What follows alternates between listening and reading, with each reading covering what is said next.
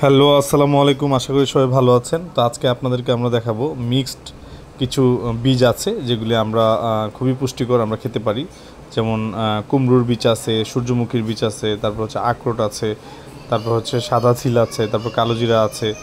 এগুলি মিক্সড করে আসলে আমি একটা মানে ড্রাই ফুড তৈরি করব, যেটা আর কি আমি প্রতিদিন খালি পেটে খাবো এবং সকাল বিকাল বা রাতে আমি খাবো। তো এটা আসলে আমরা অনলাইনে এখন বর্তমানে দেখছি অ্যাভেলেবেল, এটা বিক্রি করে। সো আমি অনলাইনেও অর্ডার করে খেয়েছি।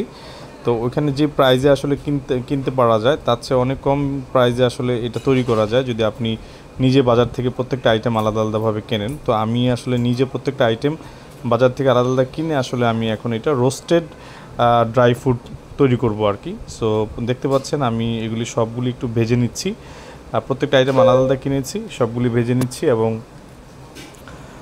সাথে আমি একটু হালকা ঘি মেশাবো ফ্লেভারের জন্য।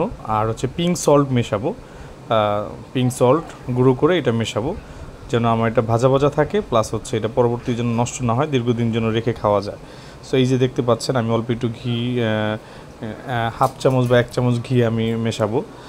তাহলে হচ্ছে যে পুরো রোস্টেড একটা ড্রাই ফ্রুট তৈরি হবে এই বীজগুলি দিয়ে। সো এগুলি প্রত্যেকটা বীজই কিন্তু স্বাস্থ্যের জন্য খুবই উপকারী। প্রচুর ক্যালসিয়াম এবং প্রচুর প্রোটিন, কিছু কিছু শরীরে যে পুষ্টির ঘাটতি আছে এই ঘাটতিগুলি পূরণ করবে। এগুলি কিন্তু বর্তমানে সবাই খাচ্ছে এবং অনলাইনে কিন্তু প্রচুর এটা সেল হচ্ছে। সো আমি এই জন্য কিন্তু ঘরে আমি নিজে তৈরি করে এটা আমি বোতলজাত করে আমি এটা প্রতিদিন খাবো। সো আপনাদেরকে দেখানোর উদ্দেশ্য হচ্ছে আপনারা চাইলে এভাবে অল্প খরচে কিন্তু আপনারা এটা করতে পারেন। সো আমি অনলাইনে অর্ডার করলে আমার যে পরিমাণ খরচ লাগবে তার চেয়ে অনেক অর্ধেক খরচে কিন্তু আমার এটা হয়ে যায়, তার চেয়েও কম খরচ লাগে বাজার থেকে যদি প্রত্যেকটা আইটেম আপনারা কেনেন। এই যে পিঙ্ক সল্ট দেখেন আমি এটা গুঁড়া করে নিচ্ছি। পিঙ্ক সল্টটা খুবই উপকারী, এটা হিমালয়ের পাদদেশে পানির নিচ থেকে হয়। সো ওই পিঙ্ক সল্টটা মানে পাথরের মতো থাকে, অর্থাৎ ওটাকে গুঁড়ো করে এটা আপনি দীর্ঘদিন আপনি সংরক্ষণ করে খেতে পারবেন। হ্যাঁ, সো আমি পিঙ্ক সল্টটা দিব ফ্লেভার, প্লাস হচ্ছে আমার যে রোস্টেড ড্রাই ফ্রুটটা করছি এটার যে একটা মানে টেস্টটা হচ্ছে বাড়তি টেস্টের জন্য আমি এটা সাথে মিশাবো। সো আমি গুঁড়ো করে নিচ্ছি আগে, গুঁড়ো করা শেষ হলে আমি পরিমাণ মতো পিঙ্ক সল্ট আমি মিশিয়ে নিব। সো আপনারাও বাজারে গেলে পিঙ্ক সল্ট কিনতে পাবেন। সো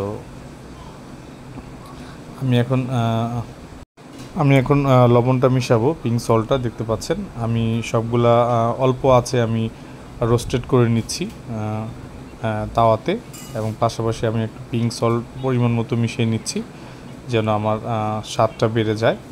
এবং আমি পিঙ্ক সল্টের মাধ্যমেও কিন্তু আমি আমার কিছু উপকার পেয়ে যাব, আয়োডিনের অভাব থাকলে প্লাস অন্যান্য অভাব থাকলে।